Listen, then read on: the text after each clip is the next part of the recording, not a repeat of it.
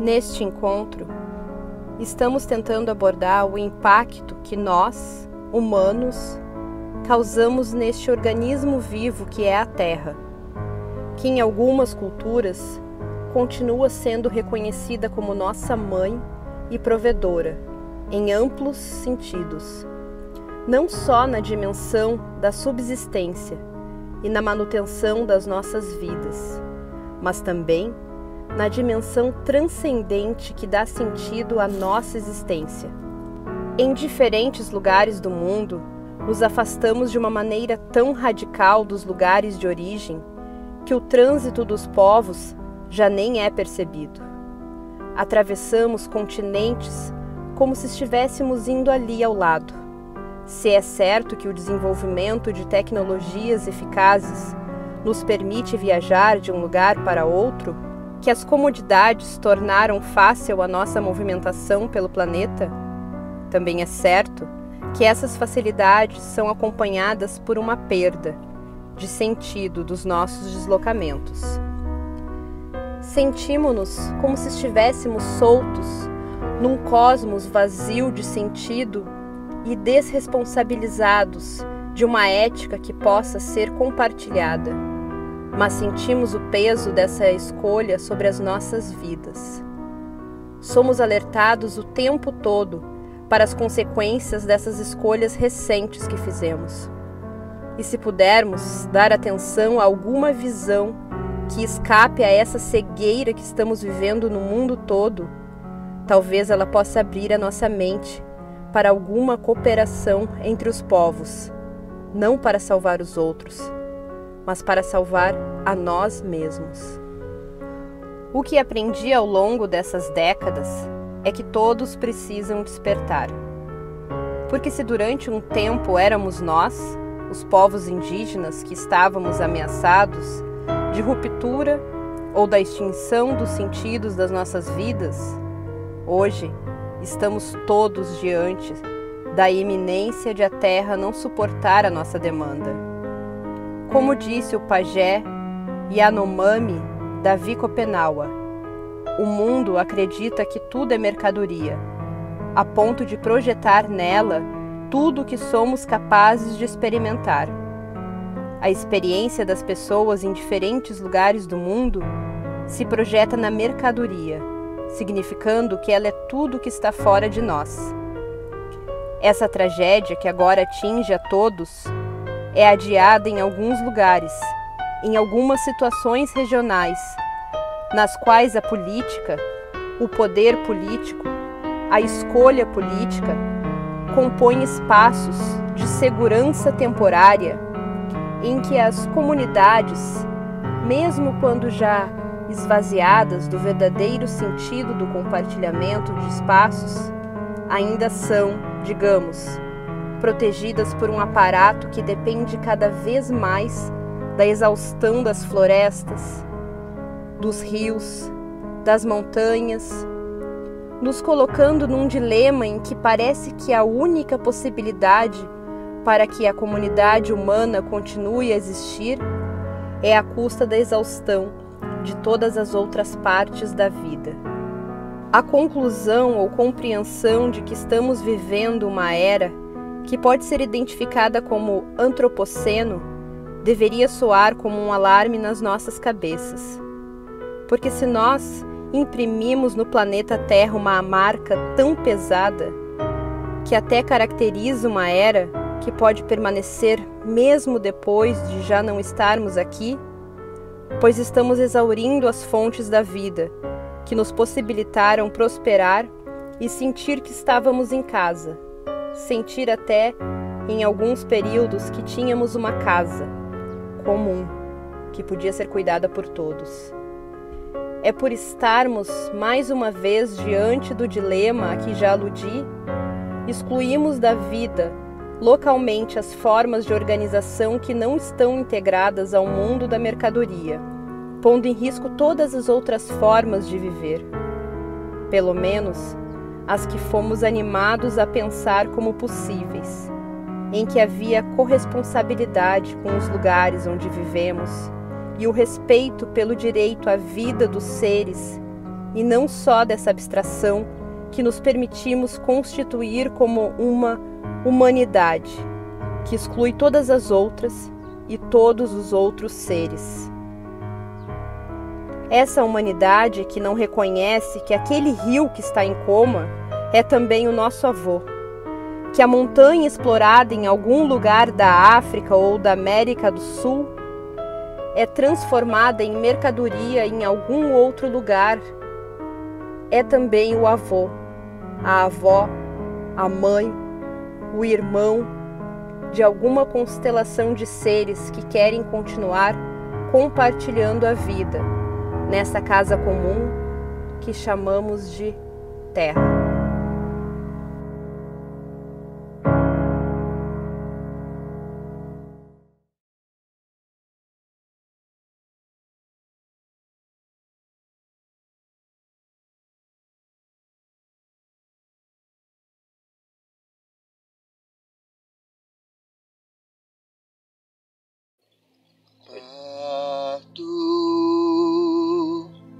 Parto como vim, sem sofisticagem, de um ser que era para ser que sou, de um suficientemente incompleto para outro, para outra, sempre será sendo, sempre será sendo.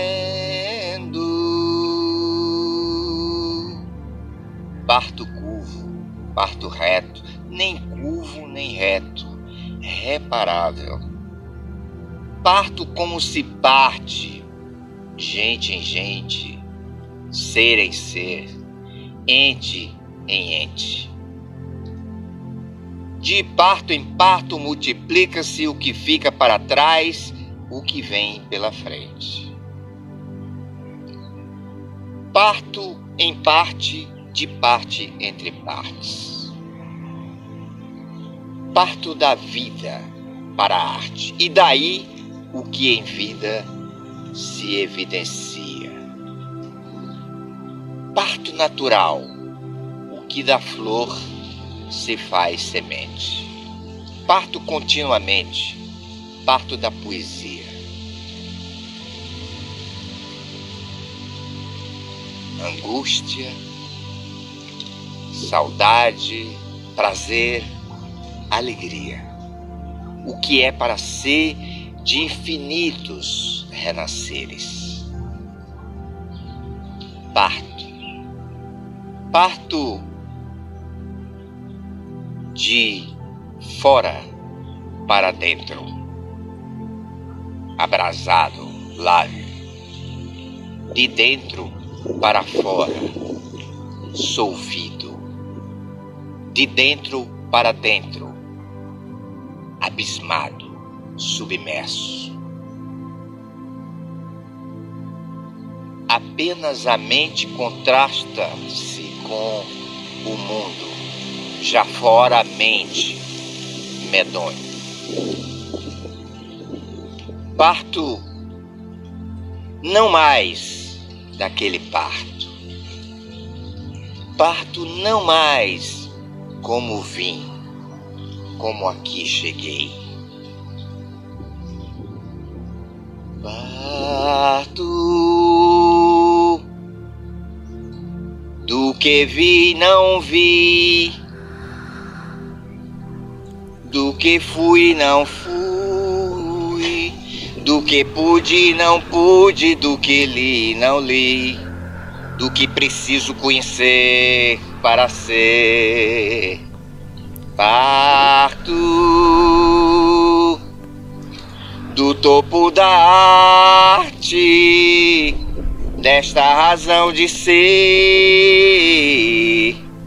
de algum começo com nenhum, ou talvez algum fim,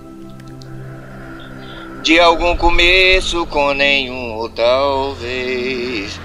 talvez algum fim.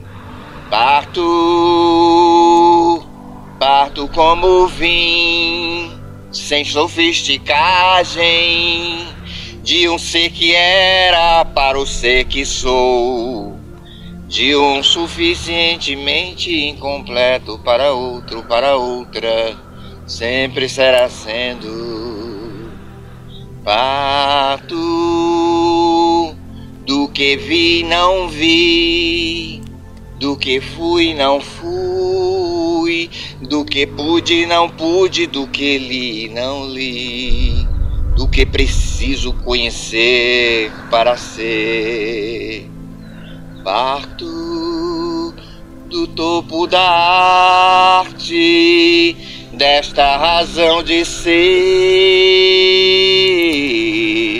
de algum começo com nenhum, ou talvez algum fim, de algum começo com nenhum, ou